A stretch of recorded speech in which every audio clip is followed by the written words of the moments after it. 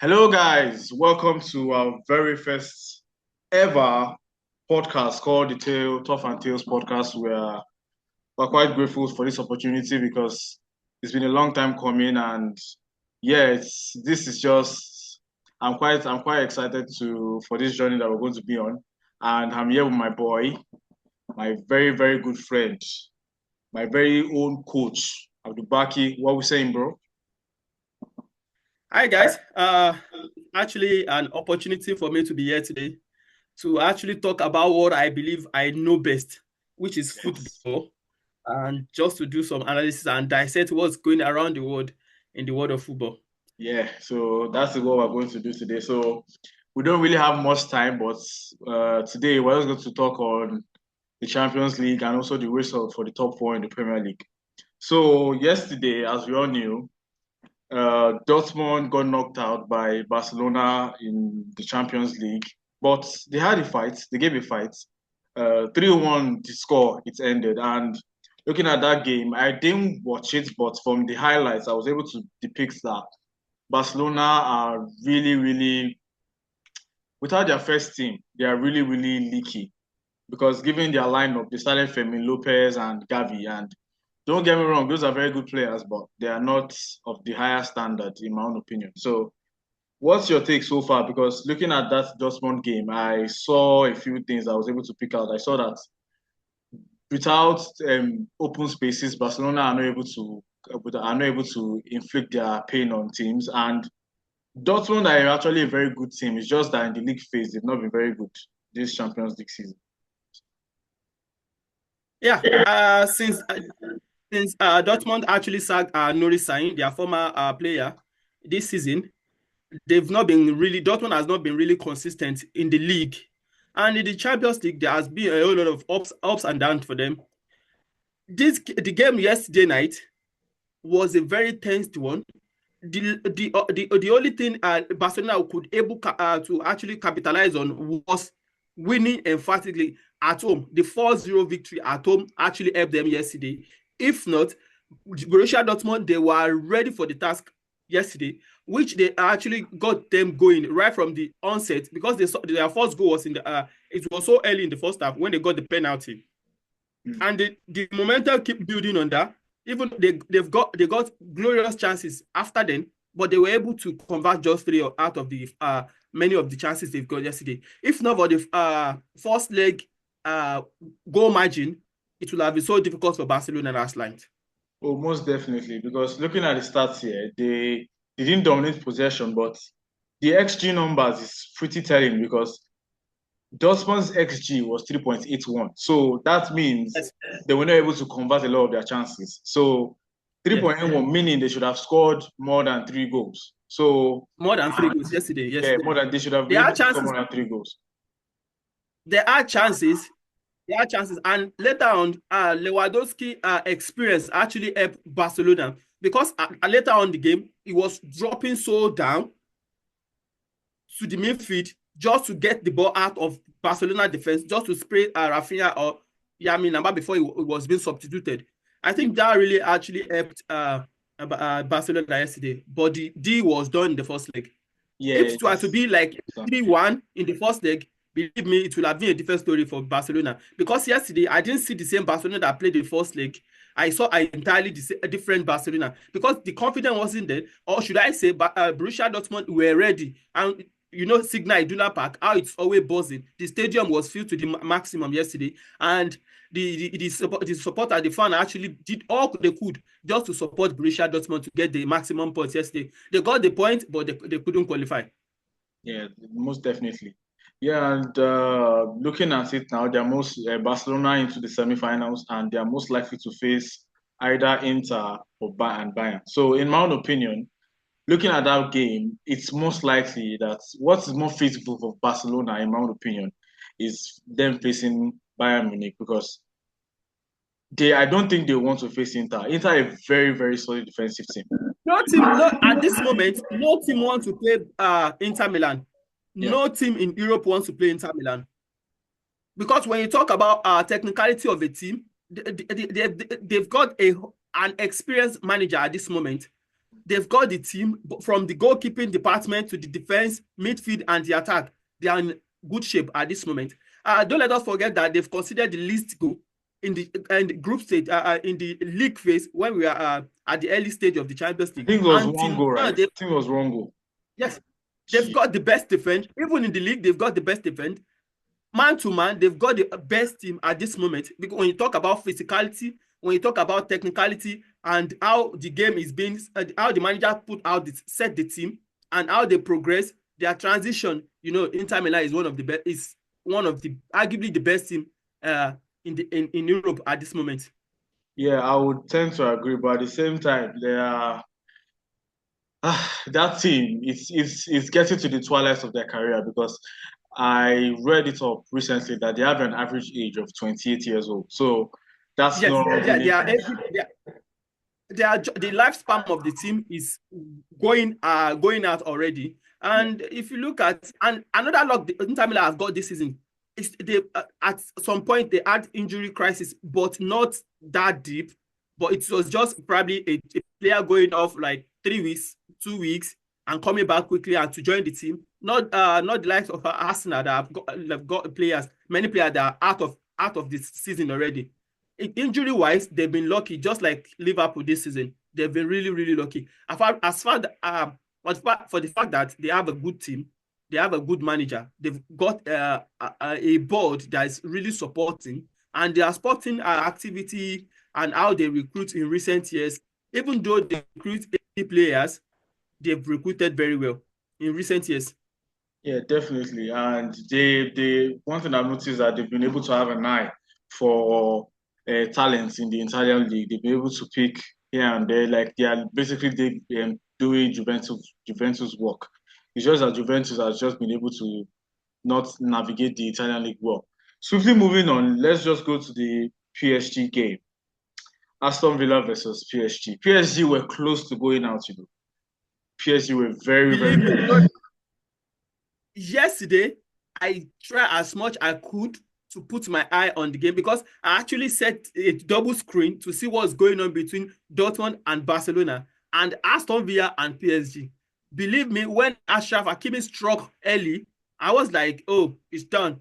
Yeah. The deal is done. So was Then I. So was I. Mendes scoring again. I was like, ooh, English team are actually disgracing us They're to not disgracing us. a so-called Farmers League, like on their home ground. Prince Charles, the Prince of England, the Prince of United Kingdom, was with his children. They were alive at Aston Villa yesterday because this is a team. This is a royal football club. This is a team that they support. They were actually there and seeing Paris Saint-Germain taking the lead 2-0. No, it was disgraceful. Before Rashford, I think Rashford actually took the all parties on himself. Like, no, I need to prove myself. And then he started firing. It was actually a nice game. What I could, if you could remember vividly, during the first leg, when when Mendes scored the third goal very late in the game, Enrique was celebrating as if it was the first. That goal actually played a big part on this and what happened last night. Because I didn't beat it, the game ended 2-1 in France. Believe me, Aston Villa will be going into last night. But so far, you can score more at home in the first leg. I think it's really helping this season Champions League. Oh, most definitely, yeah. And this Aston Villa team, I'd just like to give them credit where credit is due because looking at where they are now from where they were for like the past during Stevie Gerrard's time, it's a very, very huge jump. It's a very, very huge jump, and kudos to them. And yeah, on PSG, now that they're through to the semi-finals, there are a lot of I mean, initially I wanted to say there were a lot of silver linings when I watched their game in the first leg, but now it's filling me with confidence because as we swiftly move on to the Arsenal versus Real Madrid game that's going to be happening at the Santiago Bernabeu this evening, I am pretty confident that I mean we're both Arsenal fans, so that's quite evident, and I'm very open to the fact that we're going to win this game. So I don't know when this is coming out. I feel like this would have come out. This would have come out before the Arsenal game. So yeah, I just like to say like in terms of that game, I just us facing PSG is much better than us facing Aston Villa. That's what I want to say. So this Yeah. go Emmanuel, on. Yeah. if okay, don't let me draw us back. Don't let me draw us back. Konsa scored the third goal for Aston Villa yesterday. He got another chance, a clear big chance, and he missed it. Score another one very late again. I think it is 70 something minutes that he actually missed a diving header. Believe me, with the first leg, with the way Paris Saint-Germain played Liverpool both legs, and the way they played their first leg against Aston Villa, I was like, okay, Arsenal should not be facing Paris Saint-Germain at this moment because they are in good form. But with what they played yesterday, no. I think playing Paris Saint-Germain is better than playing Aston Villa. Oh, 100%. Arsenal should 100%, because Arsenal as a team, they are very, like, in terms of them studying the teams, with them being more flexible per se, like them being more flexible towards any adversity. We've played PSG earlier this season and we're able to score 2 goals, and that was when we're even in gear one. That was when we're not even in top gear. So, and also given I am PSG were in great form. And looking at that game, let's just move on to the PSG, the Arsenal Real Madrid game. I'm looking at that game. I think it's going to be a draw because I don't know those two teams. I might see, the thing is, it all depends on what Madrid is going to come on. If Madrid comes with full blown strength that they want to blow us out of the water, they are getting smoked because that is literally the game that Arsenal play. They love the team to come towards them, try to inflict pressure, and we just beat them on the break and they are done for. So I just hope that's our game plan, and hopefully, I know we are through to the next round because if I'm being honest, I don't see us dropping us from this one. And to the Inter versus Bayern game, what else do we have to say? Inter has won this game now.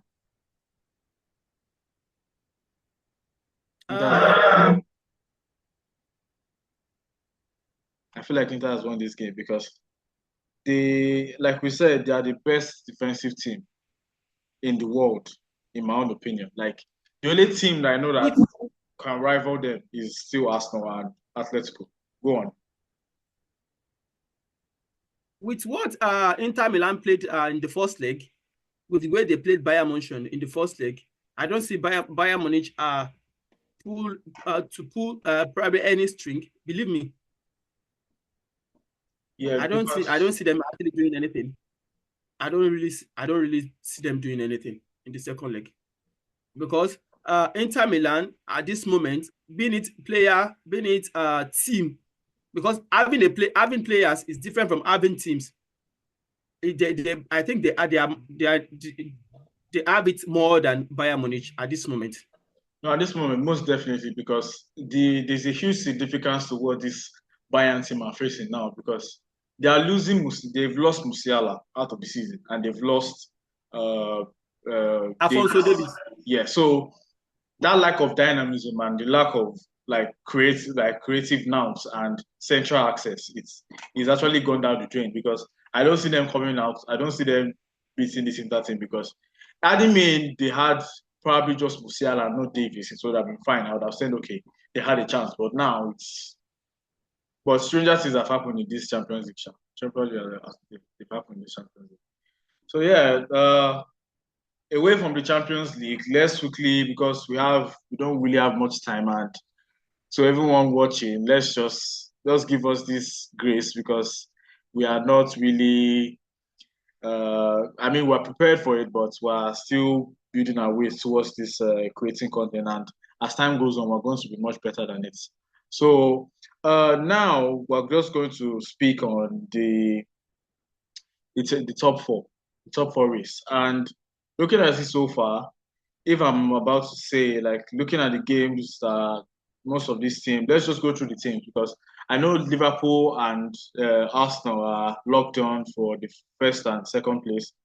And the third, I'll just say from third to seventh, it's pretty much an open game. So in third, we have Nottingham Forest, we have Newcastle in fourth, we have Man City in fifth, and we have Chelsea in sixth and Aston Villa in seventh. Newcastle have a game tonight. They are facing Crystal Palace. Yeah, I feel like that game is most likely to be a draw or they should win. So looking at the grand scheme of things now, I would just like to say Newcastle they've won, they've gotten into the Champions League because their run of games is quite easy. It's relatively easy to the rest of the teams here. So, in my own opinion, I'll just like to pick out what I'll just say the top because now, according to the UEFA's news I read recently, it's top five in the Premier League that are making the Champions Yeah, League. it's top five in England that will be playing the Champions League next season. And if you look at the position from third to seventh, is only 3 points that separate them. Just 3 points. Yeah. And we have 7 good teams this season.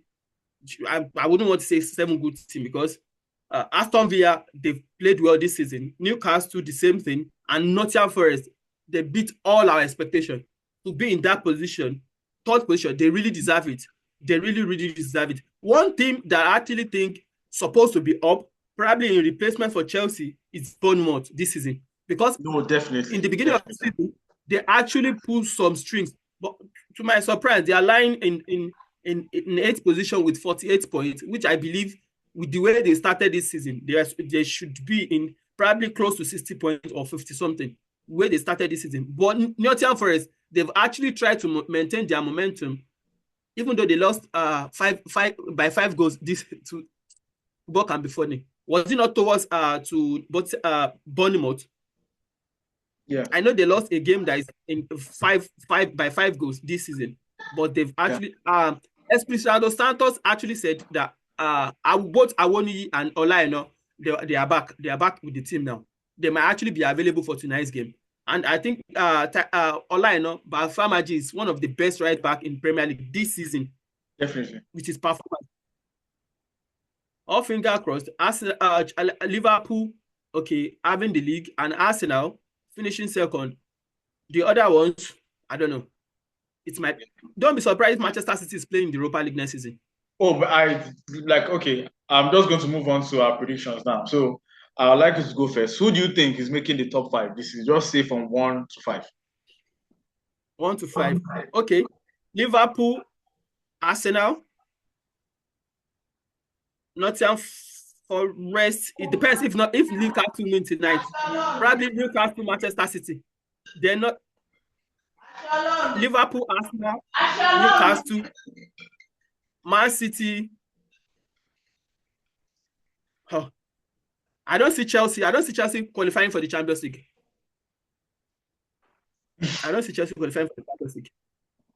Yeah.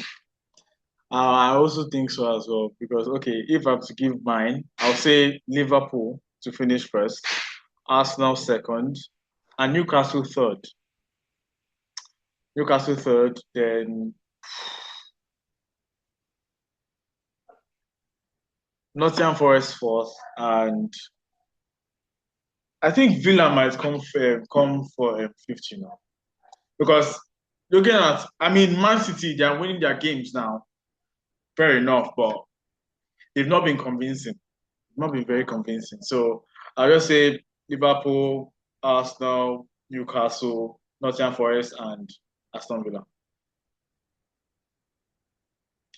Chelsea are actually going to the Europa League. I don't think they're even going to make top 7 because they are that bad. Because it's not even a bias thing. It's just looking at what they were able to achieve in the earlier this season. And let me just come. I had an argument with one of my few Chelsea friends. We were talking about earlier this season. We were talking about the comparison between Arteta and Maresca, and I said, Arteta has actually proven what he can do at the highest level. Not saying that Maresca isn't good, but he just has a track record of starting very fast, starting very good. Yeah. If you look at what happened to Leicester City last season in the Championship, exactly. Believe me, it was so terrible towards the end of the season for the Leicester City.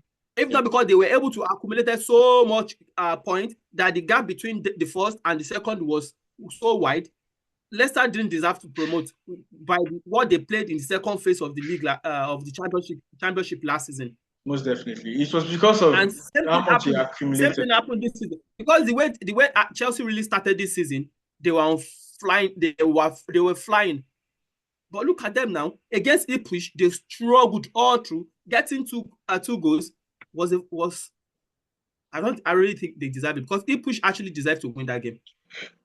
Most definitely, because looking at the grand scheme of things now, just say let's just quickly run up. We have less than 5 minutes to just run up everything now. So looking at Chelsea now, because what I was able to see earlier this season was that they were overperforming most of their games. There were a lot of games that they were playing. Like, the thing is, it's not about playing good football.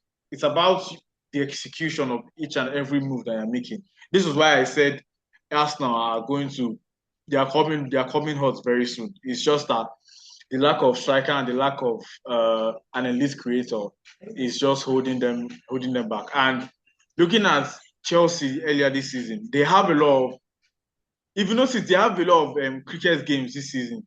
Like, you notice they would all score like 5-2, 3-1, like scoring a lot of goals, but at the same time, their defense is just conceding. Like, leaky. Very, very leaky. Their goalkeeper is not really good. Sanchez is a dodgy. They've changed like 3 goalkeepers this season. They've tried 3 different goalkeepers. That's what I'm saying. Same thing happening to them. That's not a good candidate for making top 4. That's not a good candidate. You have to have a stable defense. I have to have a stable goalkeeper for you to even make a claim. Let's look at the top teams in the Premier League now. All these teams has a good goalkeeper. Definitely. Manchester City, they're having a good goalkeeper. Arsenal is having one. Liverpool, Alisson. Aston Villa, World Cup winner, Martinez. Chelsea, Sanchez. At some point, he went to the salon to barb off his head. Why? And when he came back, he's still leaking goals. Exactly. So it's just very odd. Different hairstyle, but same person in post. Same person. Well, honestly, it's just, I think we're having a lot of things now. So much. I think we're having 7 more minutes to go, if I'm correct. Yeah. Real Madrid, Arsenal this night. Yeah. Real Madrid, Arsenal. Yeah. With what happened at some point, with what happened yesterday, the way the home team played last night, I was like, is this what Arsenal is going to face against Real Madrid as well? I read it somewhere that they've actually already closed the roof of the Bernabeu just to make the noise so. They should close it. We don't care. We don't care. We have mentality monsters in our team, so it doesn't really bother me. I just hope Arsenal does not concede early. Yeah. Arsenal mustn't concede early. Let's play first half, probably 0-0 or Arsenal winning or anything. We must not concede early, because what I want is Madrid should come and play. If you notice something, let me tell you something. Look at all the games that Arsenal has lost this season. Arsenal lost to teams that sat back, that played deep. Arsenal lost all the games they lost this season. It was against teams that sat so deep. Any team that comes to Arsenal to play, to press, to do all of that, they are going to concede. That was exactly what PSV did in their first leg. They wanted to come and dominate. They wanted to come and play their game. You're going to get smoked. That's just what we do. Like, that's why I said this Arsenal team, it's like a chameleon. We are able to shift our colors to different type of teams. And let's Arsenal take them to 70 minutes, 0-0. Okay, I want to see that around football. At some point, okay, let's get to 70 or 80 minutes. Then I want to see that around football. That dark art that we are known for. I want to see it. Yeah, we can do that, but at the same time, I don't think Arteta is going to do that. I feel like he's going to go there and try and do and play his own game. So that's what we're going to do. Let me tell you something. Yeah. Let me tell you something. This is what I believe Arteta is going to do. Arteta will go there, just play the normal game, Arsenal normal game, play tiki-taka and all of that, playing passing games, just to buy time. And when it gets to 70, 80 minutes, because believe me, we don't really have the bench. When we get to 70, 80 minutes, Martinelli will be up front. Merino will drop down to the midfield. And we'll be playing from, okay, having Martinelli at this side and having Saka at this side. Two of them, they will move away from the flank. They will be like in front. Others will sit deep. Believe me, that's what's going to happen. Yeah. So what's your prediction? Arsenal should once we can capitalize on our set piece, being corner, being long throw, being free kick. During the pre-match conference, Courtois said, I watched the press conference and it was like, Arsenal are so good in corner kick. They are so good in corner kick, and we will be ready for Arsenal in corner kicks and all of that. I think that's what they prepare for, not knowing we are going to shock them with free kicks.